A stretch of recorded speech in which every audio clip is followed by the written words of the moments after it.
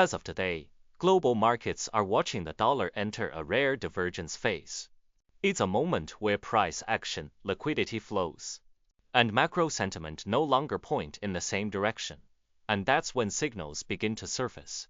Today's briefing decodes what this divergence means, why global capital is reacting to it, and how this phase could shape the 2025 macro landscape.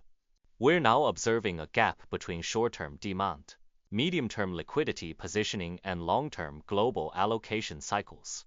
This gap is widening not sharply, but consistently, suggesting that the dollar is entering a structural pause, not a collapse and not a rally.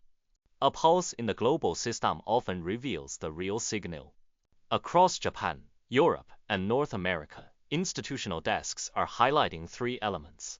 Funding cost pressure easing, slightly, energy price stability returning, cross-border flows pausing instead of rotating. None of these are dramatic, but together they create a divergence. A moment when the dollar's technical trend no longer fully matches global macro behavior.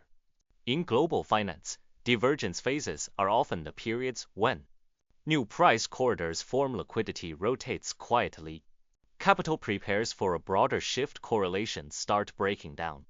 These are not prediction moments, they are observation windows. And observation windows often reveal early signals before the headlines arrive. The data suggests that 2025 may begin with a market defined less by movement and more by alignment.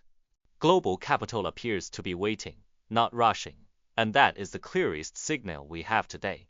The dollar divergence phase isn't a warning. It's a map, showing us how capital is positioning itself beneath the surface. If you want the signal behind the noise, and the early shifts before they become headlines, you're in the right place. Here's the signal behind the noise. Global Pulse 360 Live.